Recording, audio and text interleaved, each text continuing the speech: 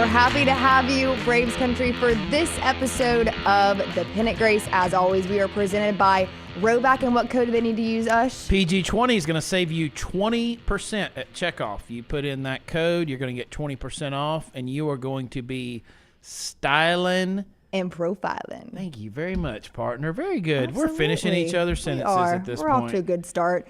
We have a lot to talk about. We're going to do a little Diamondback series check-in. So we have not been able to chat about these games. We did a quick check-in. That was Tuesday night about Monday night's game. We'll get to that. A little Padres, what's happening around the MLB. All-Star break is coming up. I'll be in Dallas. We will go over some scheduling as to what our plan is for that, but we can jump right into it. With last night's game, it snapped the 4-game losing streak with the Braves.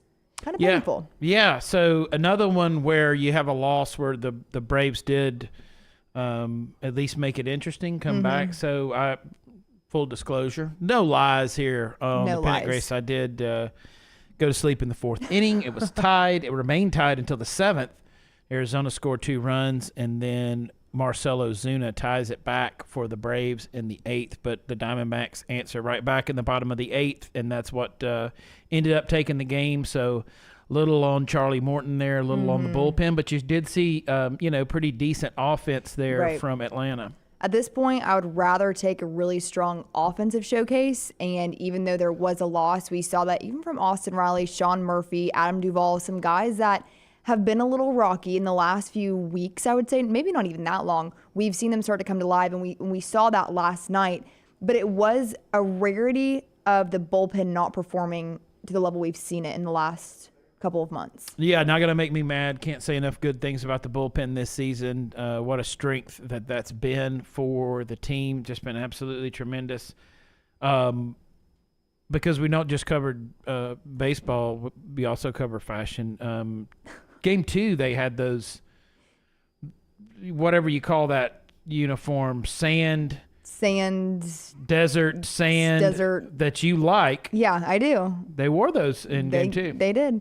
We do cover fashion here, and we are both wearing pink today. Yeah. A touch of pink. We didn't plan this, by the way. So shout out to Uncorked. If you're not, a new episode dropped last night featuring you and Jim Dunaway. Yeah, we talked a little about SEC Media Days. Yeah, so make sure you are checking that out, Uncorked, following and subscribing to that. You guys spent the entire day together. This is where my basketball comes in, which took a lot of verbal abuse on the next round today because of the status of that. I just want to state for the record, I never said that it was a good basketball. I merely stated it was a basketball. Yes. And technically that's true. This basketball is quite infamous now, you could say. If you were watching the next round yesterday as well as today, you got the full rundown of Jim Dunaway's bracket punishment, and me and Taylor got to experience his journey with him. So we traveled from Auburn to Alabama State to Alabama to UAB to Samford in one day. And honestly, we did it way faster than expected. Yeah. We were done by 3:30, 3:45. I'll give it that.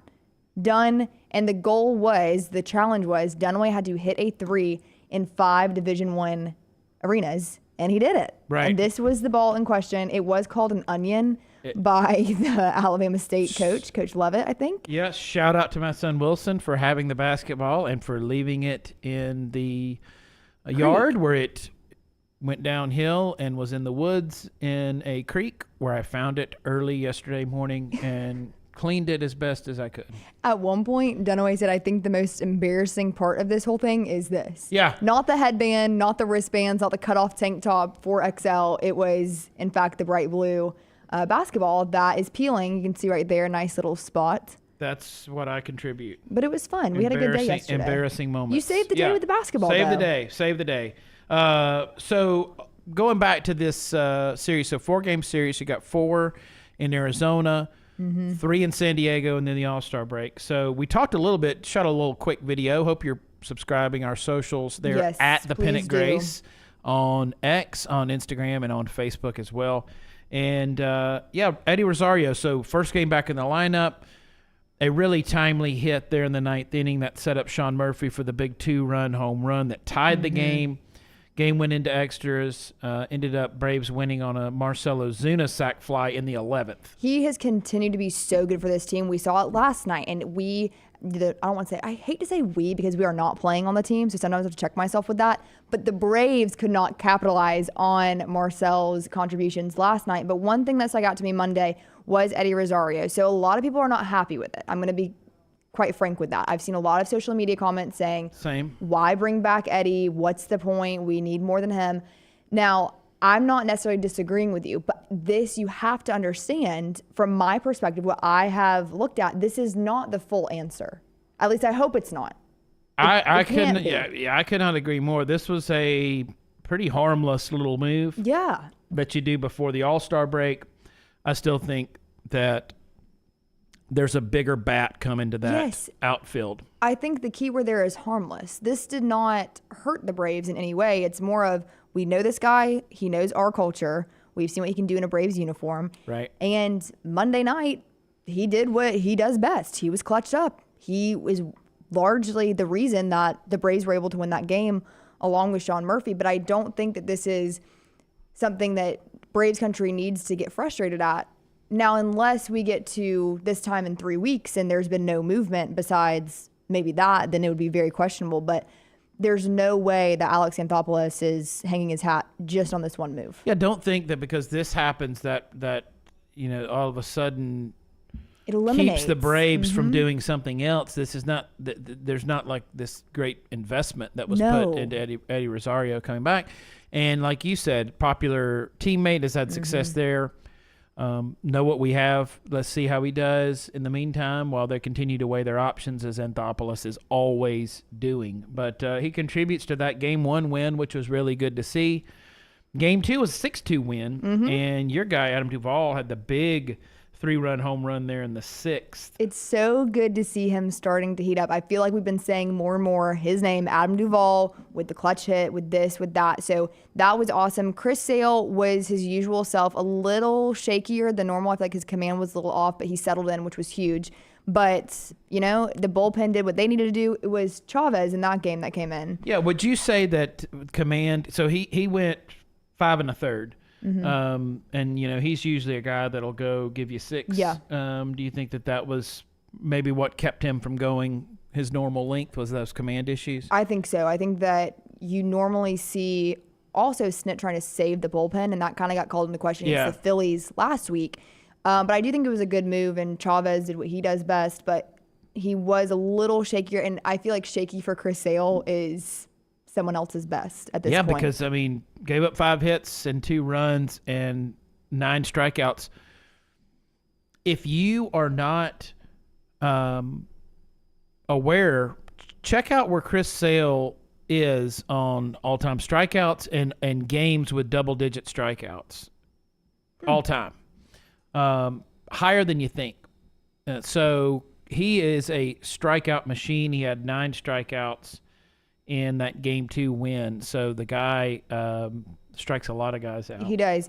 I have to talk about Eli White. You love Eli White. I do love Eli White, partially because at the game last Friday, Phillies fans were berating him, partially because he was standing in front of them on the field. But he had an insurance run. So he's starting to, get into his groove. Yeah. He's patient. But Eli White, I just feel very proud of him right now. I like that. I do too. And he grew up a Braves fan.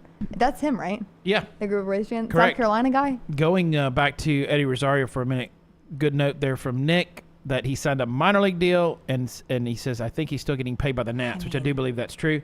So, again, very low risk. Low risk, high reward. So, same time tonight for Game 4. Max Fried's on the mound for the Bravos, 7-4 with a 3.18. He's facing a pitcher for Arizona that's 3-6 with a 4.19 ERA. Excuse me. His first name's Brandon. And we have not settled. Right. So you guys tell me. P-F-A-A-D-T. I'm going to say that one more time on how to spell that last name. P-F-A-A-D-T. Okay, so what you got? Phonetically, there's just so many ways to go with this, because is the D silent or is the T silent? Is it FOD? fad. I don't think it's fat because of the 2 A's. Fought. Could be fought.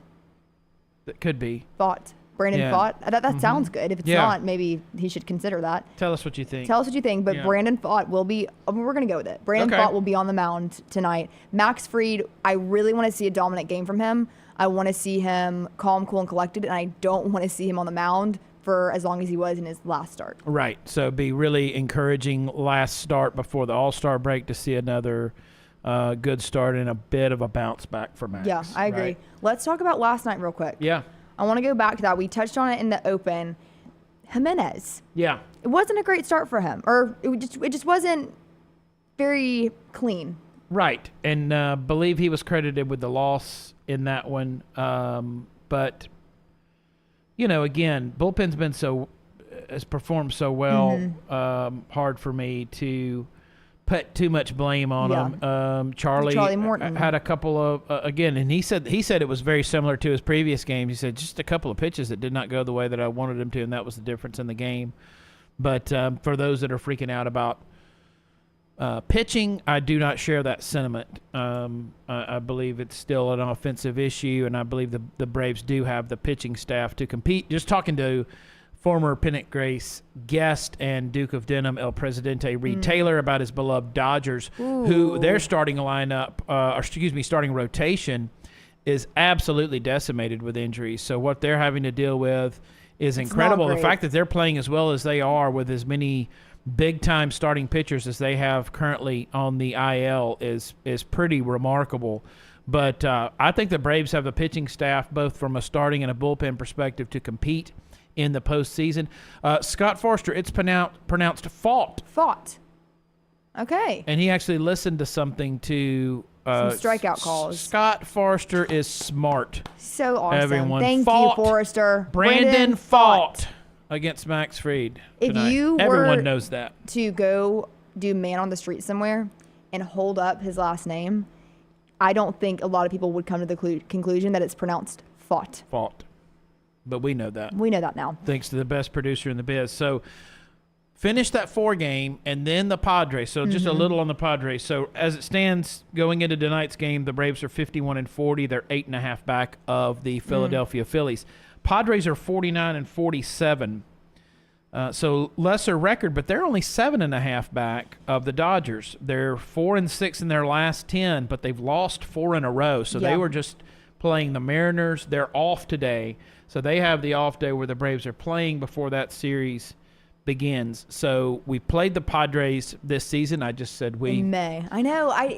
That's your fault. You got me on that. So that may be a good poll question. Where do we stand on the whole we thing? I try not to do it. I am not an Atlanta Brave. I've not been drafted by them. I do have eligibility.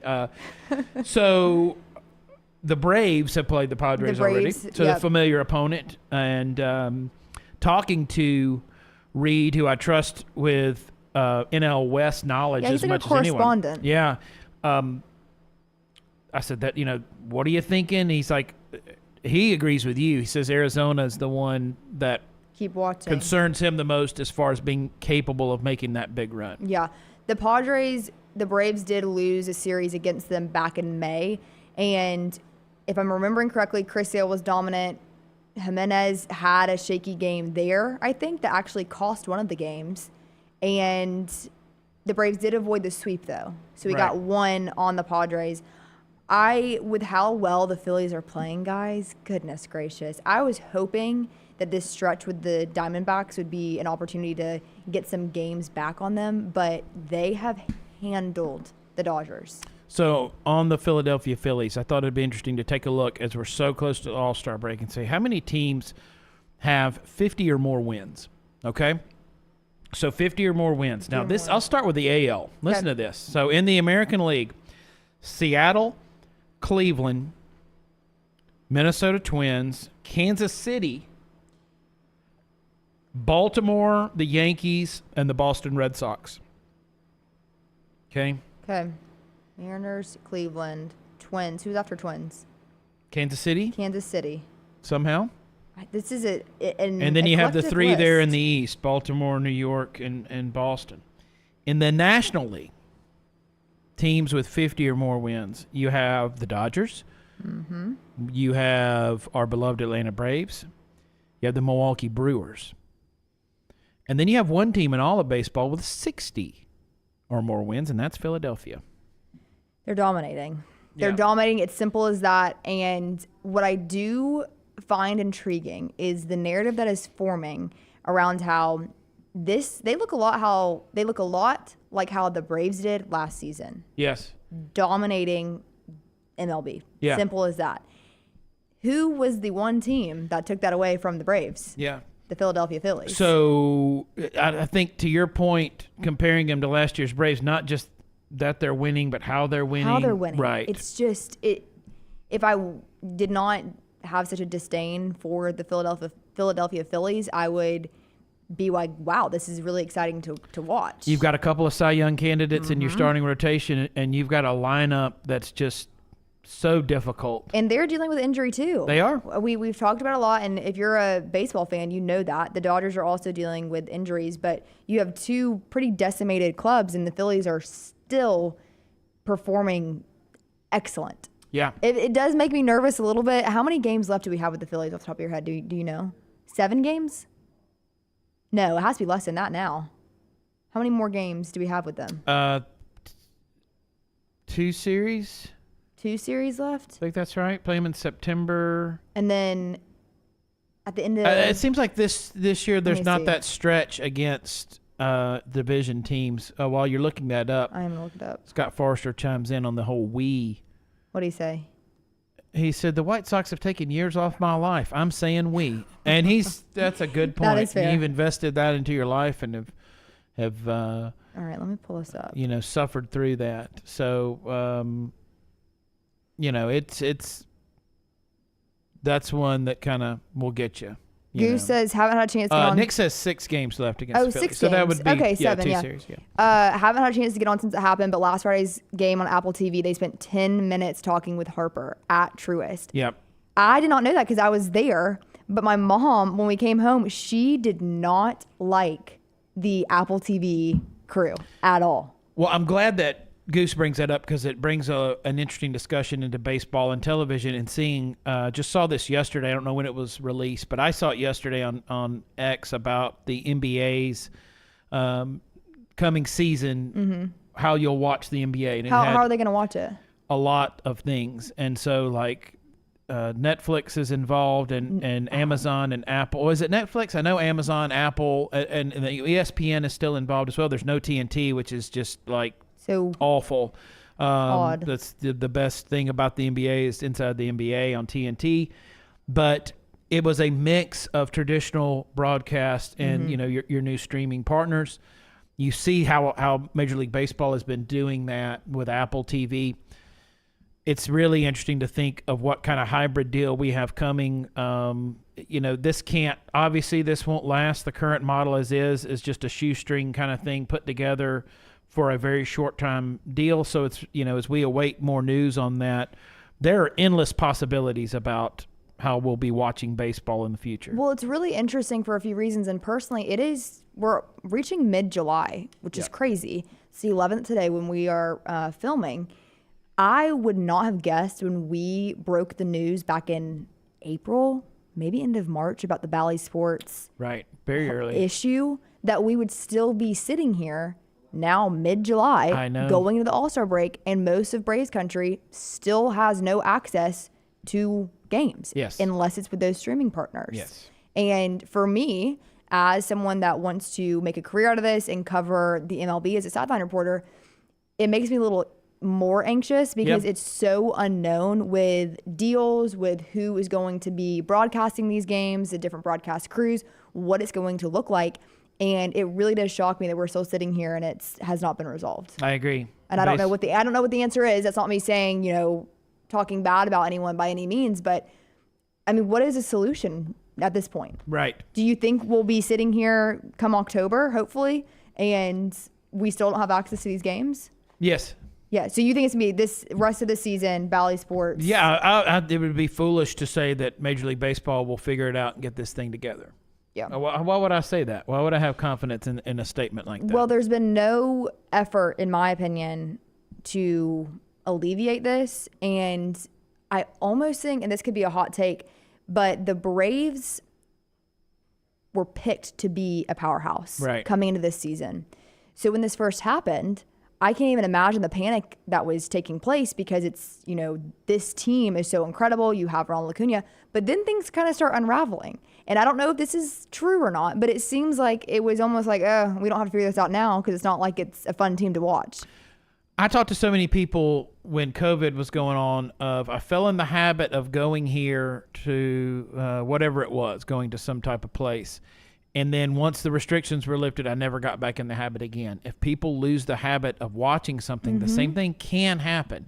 And people come back, but not everyone comes back. No. And it's just a dangerous thing to do. Major League Baseball needs to make their top priority to make their game as accessible as humanly possible so that if you like a team and are willing to take the pay to watch that investment. team, Yes. then you need to be able to have an easy path to watch your team. I also think I'm going to add to that because that's a great point because you are not only paying out of your hard-earned money to watch this team, think about the time investment that you are willing to spend watching a game. Yes. And it's not like college football where it's once a week. You are multiple nights a week. If you want to invest in a team, you should be able to do that. And right now, that is just not happening. Yeah. And they're trying to grow the game of baseball, which is an excellent thing. And the in-game park experience, I think we did touch on that on Monday. We so did. Go back and listen to that because we did have some tweaks, if you will. But overall, the in-game experience for baseball is really good. Yes. I think a lot of parks are doing great renovations and the model of the battery outside of the stadiums are excellent. But you have to grow the game for people that are not located in the Smyrna, Cobb, Atlanta area. Yes. And can't get there for a game. Sam makes a good point about the Roku game. That was the first, and I may be wrong, that was the first game I remember where it was on Roku. Nick says, I would do the MLB TV if I didn't have to jump through the hoops to watch the Braves. And that's the thing, too. And Goose brings it up, too. If I would pay money for MLB Network and to be able to watch all Braves games no matter where I live. Yes. You know, blackout restrictions is an antiquated thing. It needs to go away. So I would do that. That's, you know, I think a lot of people would. But whatever it is, you got to find a way to fix this going into next season. Do I think they get together for this season? I do not. I can still watch them on Spectrum here in the Birmingham area, but I cannot. And I know you guys have tried to help me out, and I need to get a DirecTV login and just do it on my TV. But Samuel says I live in Dallas. I have MLB TV, and I get all Braves games. Yeah. This conversation is nothing to me. That is crazy. Yeah. You are in Texas. Yes. With multiple MLB teams. Yes. And we are in Alabama and cannot get Braves games. It's very interesting. Samuel fighting the good fight, too, living in Texas. I was a Braves fan. You know, got the Astros and the Rangers and pulling for the Bravos. I love it. That's good stuff. If you're around next week, the entire next round staff pretty much will be in Dallas, which will be fun. You need to stop by and see them. They're going to be there in Dallas. And your wife, too. Yes. Not with us. Not related. Yeah, different thing. So that actually is a really good segue. So he is in Dallas. He's a Braves fan, he being Samuel. My PG postscripts was, yes, if you found yourself in a world, a terrible world, horrible world, a dark, desolate world, and there was no Atlanta Braves, and you still wanted to have a team, like, okay, I've gone over my morning sack and ashes and sackcloth, and now I want to pick a new team to pull for. Who would you pick, and why? This is such a good question. I don't know, because I guess the Braves have existed to me, so I know old Braves and I know old rivalries. Or is it like the Braves never even popped up and populated? No, they are dismantled. Yes, there is no Braves, and they're never going to come back. I would go maybe the Cubs. Well, no, that's so stereotypical. So Goose says Boston Red Sox.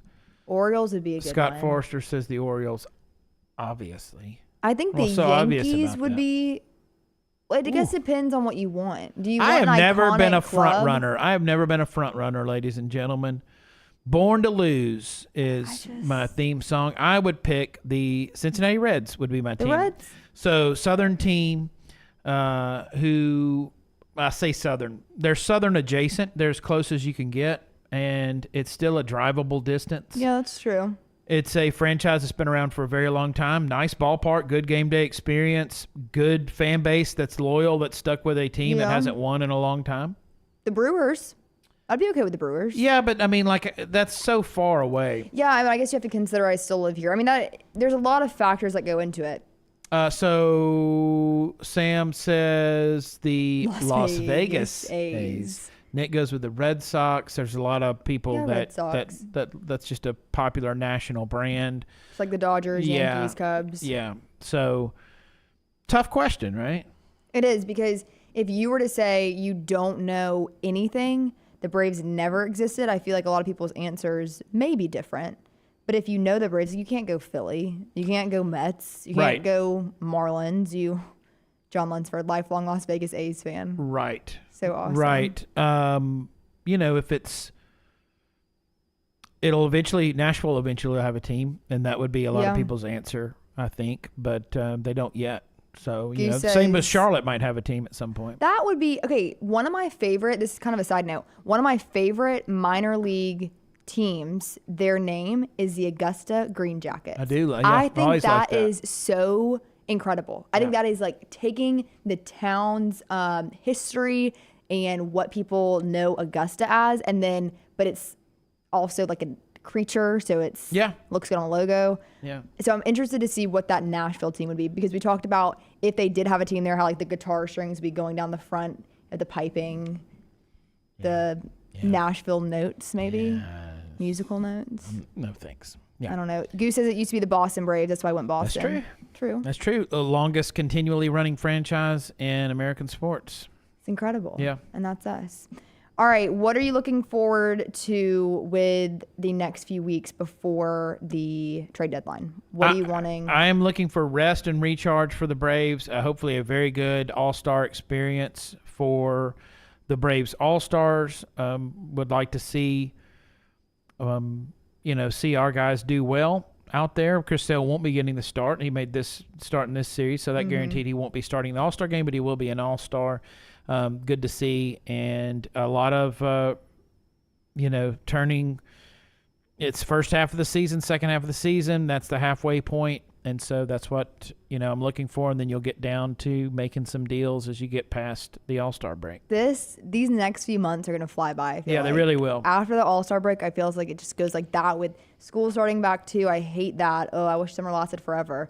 But it is just going to continue to pick up. And hopefully in these next few weeks, we're going to see some fruits of the labors and the offense will keep heating up. But speaking of All-Star, next week in terms of show. Yes. We're going to plan to do a Monday and Thursday show. An incredible commitment to the viewer here. 4th of July show. And I should be here in studio. We should be. We haven't talked with them because Rocky will be here. We need permission.